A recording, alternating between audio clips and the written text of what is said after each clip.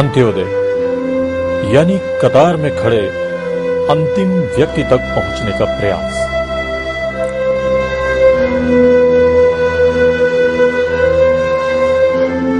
दिल्ली के उत्तर पश्चिम के हैदरपुर इलाके की जे क्लस्टर बस्ती, सकरी गलियां, गंदगी व कूड़े से भरी नालियां,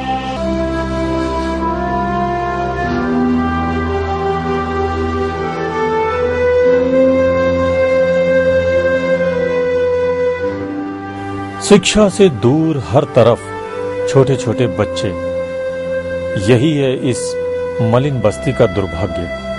और इस दुर्भाग्यपूर्ण बस्ती में अंत्योदय विचार से प्रेरणा लेकर काम करता स्वयंसेवी संस्थान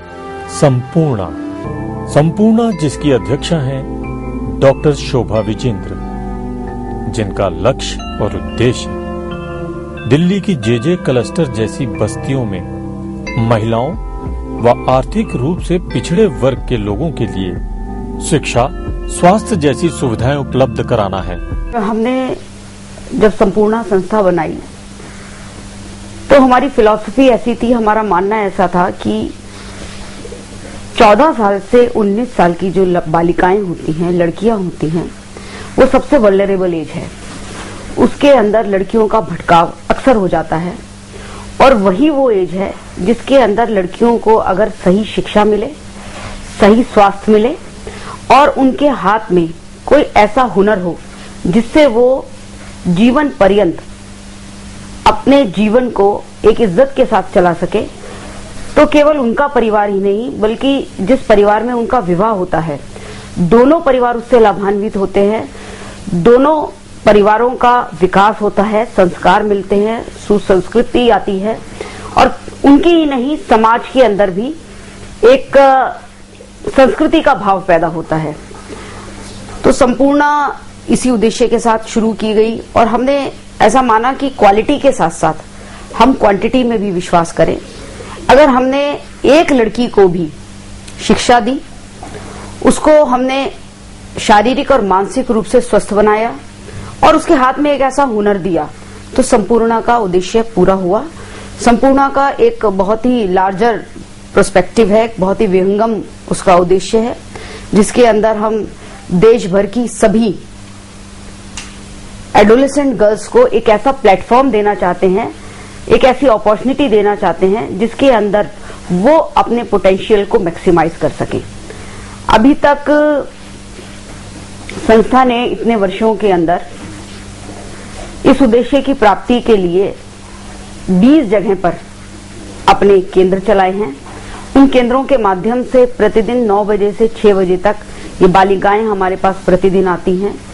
हमारी शिक्षिकाओं से, हमारे काउंसलर से, हमारे और समाज सेविकाओं से और जाने माने जो व्यक्तित्व हैं उनसे उनका इंटरेक्शन होता है और धीरे धीरे उनके अंदर ये भावना विकसित होती है कि पहले उन्हें स्वयं का विकास करना है और स्वयं के विकास के बाद परिवार का विकास करना है और परिवार के साथ फिर नेबरहुड का विकास करना है, समाज का विकास करना है और इस देश के विकास में अपनी एक सशक्त भूमिका निभानी है।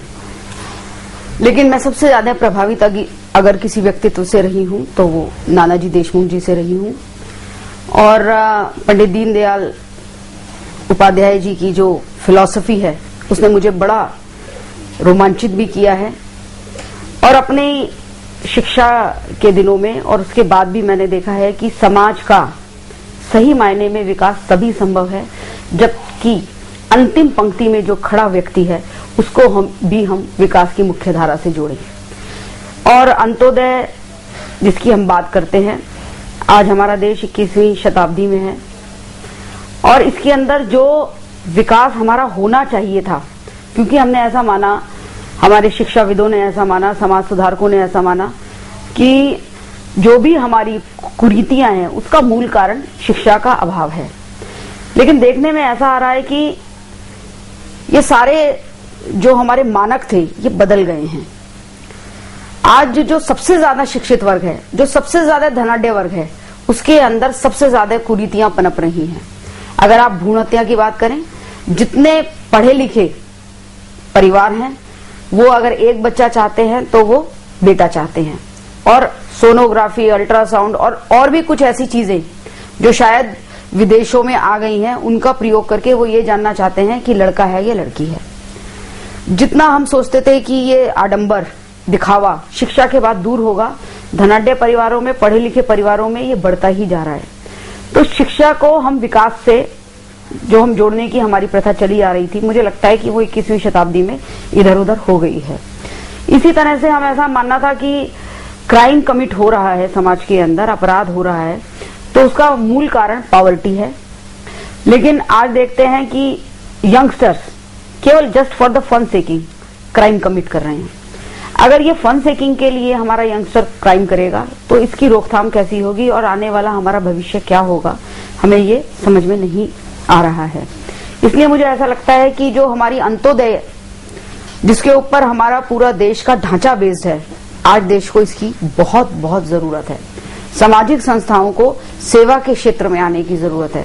आज मैं देखती हूँ कि सारी सामाजिक संस्थाएं एडवोकेसी में लगी हुई हैं। एक कमरे के अंदर बैठकर प्रेस कॉन्फ्रेंसेस करना और सरकारों को कोसना केवल उनका एक काम रह गया है। मुझे लगता है बहुत बड़ी संख्या में समाज के साथ मिलकर समुदाय के बीच में जाकर काम करना, और जो सबसे वल्नरेबल ग्रुप है समाज का, जो अंतिम छोर पे खड़ा हुआ व्यक्ति है, उसको, उसके विकास में सामाजिक संस्थाओं को महत्वपूर्ण भूमिका निभानी है। तभी हमारे देश का सच्चा विकास हो सकता है। और यही नहीं, ये स्वयंसेवी संस्था 14 साल से 19 साल तक की लड़कियों को सिलाई कढ़ाई सिखाना व कंप्यूटर प्रशिक्षण के द्वारा लड़कियों के हुनर को निखार कर उन्हें जीवन में अपने पैरों पर खड़े होने लायक बनाना है। मेरा नाम सीमा कुमारी है। मैं संपूर्णा जीआरसी में सेंटर में सिलाई सीखती हूँ और वो सिलाई में मुझे बहुत अच्छे से सिखाते हैं और डिजाइन, कपड़े कटिंग करना, सिलना, सब कुछ सिखाते हैं। और ये भी बताते हैं, डॉक्टर वगैरह आता है, वकील आते हैं, हर चीज के बारे में वो हमें बताते हैं। यदि हमारे टोले मोहल्ले में कोई लड़ाई झगड़ा होता है, उनके लिए भी हमें कहते हैं कि हाँ, यदि अच्छा होता है या नहीं होता है, या लड़ाई झगड़े होते हैं तो उनके बारे में भी कहते हैं कि हमसे आकर डिस्कस करो, ये बताओ, हम वहाँ पे जाएंगे, उस प्रॉब्लम को सॉल्व करेंगे। संपूर्ण की तरफ से हमारे तरफ बहुत अच्छी सुविधाएं हैं। इस बस्ती के तमाम जरूरतमंद लोग स्वयंसेवी संस्था संपूर्णा द्वारा चलाई जा रही कई योजनाओं का लाभ उठा रहे हैं। जी आई थी, बोली थी कि आप घर बैठे रहते हो तो 100 रुपये महीना जोड़ोगे, घर बैठे आपकी तनख्वाह पैसे बचेंगे, ऐसे जोड़ सकोगे। मैंने कहा हाँ जोड़ेंगे। कहते हैं कि भाई इसी संपूर्णा से पैसे लेते हैं तो अपने कहीं पे और से ब्याज लोगे तो अपने ग्रुप के मिलके पैसे ले सकते हैं, उसी पैसों से अपना कारोबार चला सकते हैं, और नहीं तो फिर क्या नाम है, अपने बिजनेस कर सकते हैं। जिनमें गरीब बुजुर्ग लोगों को वृद्धावस्था पेंशन दिलवाने के लिए हर संभव मदद। के लिए अच्छा, तो मैंने फॉर्म भरा, घर पे इंक्वायरी भी आ गया है। फिर उनके कागज वहाँ पता नहीं क्या करे नहीं करे, उनके लिए कोई कार्रवाई नहीं हुआ। मैंने ये कानून उठाया कि इनकी कोई कार्रवाई हो। प्रौढ़ शिक्षा पर मैं नहीं पढ़ी थी ना, ये नाम गाँव सीखती हूँ। अभी नाम उम लिखने के जानते हैं कि मतलब कि साइन उन करने के मुझे मन करा तो मैं आने लगी। मन करा तो किसी ने कहा नहीं, अपने आप आना शुरू किया? हाँ। आपको अपने आप आई है या फिर आपको लगा कि नहीं पढ़ना चाहिए? हाँ, मुझे लग रहा है कि पढ़ना चाहिए। पढ़ते हैं इसमें, यहाँ भी थोड़ा हुआ ये पढ़ लेते हैं, थोड़ा बहुत कुछ जरूरत तो पड़ती है ये सब। हाँ जी पड़ती है जरूरत, तो यही कोई काम होता है तो इसके लिए जरूरत पड़ती है। हाँ जी। गरीब लड़कियों की शादी में आर्थिक मदद, प्रतिदिन की बचत से स्वयं सहायता समूह योजना। मैं संपूर्णा से जुड़ी हूँ। यहाँ कुछ मैडम आती थी, वही ये सोसाइटी मतलब बताया हम सबको कि महीने में पैसा जमा करो, आपका कुछ इकट्ठा पैसा होगा, कुछ काम आ जाएगा। महीना महीना हम लोग 100 रुपया जमा करते हैं। शोभा मैडम का चलाया हुआ है संपूर्णा का। ये क्या सीखा आपने? यहाँ संपूर्णा से आती थी मैडम सिखाने के लिए, सिलाई कढ़ाई ये सब सिखाती थी, तो हम लोग सीखे हैं थोड़ा। छात्र सहायता योजना और कानूनी सलाह देना जैसी तमाम योजनाएं चलाई जा रही हैं। इस संस्था में हमें विशाल सर लेके आए, हमारे घर गए थे, हमारे फादर से बात की, और फिर काउंसलर वगैरह गए थे हमारे घर पे, कुसुम मैम और कल्पना मैम। तो फिर वो लोग मुझे यहाँ पे लेके आए, मतलब अच्छी बातें बताई, अच्छी राय दी, समझाया, तो फिर जब से मैं यहाँ से जुड़ी हूँ। यहाँ से तब से अब कितने टाइम हो गया जुड़ी? हो गया होगा 1-1.5 साल। 1-1.5 साल। और यहाँ पर आपने क्या क्या सीखा? तब में और अब में क्या फर्क है आपको? आज से 1 साल या 1.5 साल पहले वाली फातिमा और आज की फातिमा क्या फर्क है? पहले की फातिमा बहुत डरी हुई और सहमी हुई थी, पर आज की फातिमा काफी खुश है और ठीक है। अच्छा, आगे क्या करने का सोचा है? यहाँ पे क्या सीखा आपने? यहाँ पे मैं सिलाई सीख रही हूँ, अभी भी सीख रही हूँ और आगे चल के अपना बुटीक खोलने का इरादा है और पढ़ाई भी करना चाहती हूँ। मैं ज़्यादा पढ़ी नहीं हूँ, इसलिए मैंने वैसे तो 5th ही करी है, पर अब मैं पढ़ना चाहती हूँ।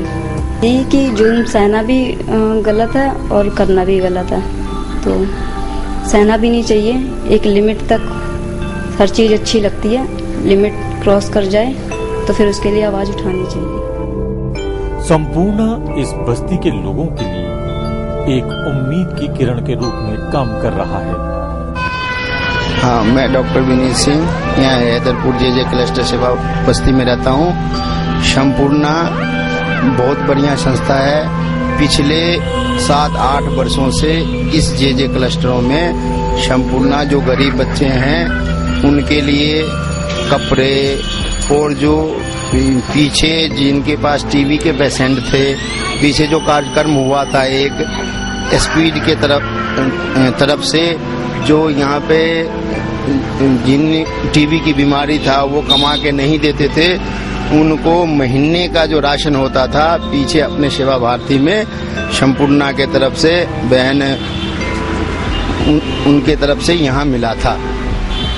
और संपूर्णा बहुत बढ़िया गरीबों के हक में काम करने की बहुत बढ़िया संस्था है। और हम कहते हैं कि और संपूर्णा परिवार जिस तरह यहाँ पे झुग्गियों कैंप में अपना परिवार समझ के यहाँ गरीब आदमियों को मदद करते हैं, इसी प्रकार संपूर्णा इतना बड़ा बन जाए कि अभी दिल्ली नहीं पूरे देश में संपूर्णा का अपना नाम हो और इसी तरह सभी परिवार को ये देखते रहे। संपूर्णा जैसा कि नाम से ही पता चलता है कि समाज में फैली संपूर्ण बुराइयों कुरीतियों से लड़ना ही इसका मकसद है। इस क्रम में संपूर्णा दिल्ली से गुम हुए बच्चों जिनका कि दुरुपयोग चाइल्ड लेबर और प्रोस्टिट्यूशन जैसे गैर कानूनी कार्यों में किया जाता है, उन बच्चों को ढूंढकर उनके माँ बाप से मिलाने का काम भी करता है।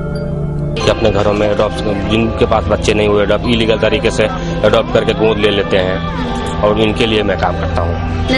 मैं दिल्ली में 400 ऐसे माँ बाप हैं। मैं 5 साल से काम करता हूँ संपूर्णा के साथ में और 400 माँ बाप हैं जिनको मैं जानता हूँ, जिनके बच्चे घूमे। एक नेटवर्क है दिल्ली में 5 जगह, उनके साथ मीटिंग भी करता हूँ। लीगल मतलब जो भी हो सकता है सपोर्ट करता हूँ और उनको एक अवेयर करने की कोशिश करता हूँ। हमारे सामाजिक धारणा सबसे गंदी चीज है कि अगर बड़े आदमी का बच्चा किडनैप होता है तो सेंसिटाइज हो जाता है। उसको मानता हूँ कि उससे रेंसम लिया जाएगा और फिरौती मांगी जाएगी। लेकिन जो सामाजिक धारणा वो गरीब बच्चों को गुम होने में मदद करती है। इसलिए कि अगर वो थाने में जाके कहता है गरीब बच्चा कि ये मेरा बच्चा किडनैप हो गया तो कहता तो भाग जाए यहाँ से, तुम्हारा बच्चा किडनैप नहीं हुआ है। लेकिन सबसे बड़ा चीज सस्ता और सस्ता मार्केट हो गया कि अगर मैं किसी बच्चे को किडनैप करता हूँ, अगर 2 लाख का रेंसम मांगता हूँ 5 लाख का, वो रिस्की है। लेकिन मैं किसी स्लम से एक अच्छे बच्चे को छोटे बच्चे को चुराऊंगा तो वो 2 लाख से 2.5 लाख में बिक जाएगा और वो एडॉप्शन में चला जाएगा। यही है संपूर्णा का समाज के संपूर्ण विकास का लक्ष्य।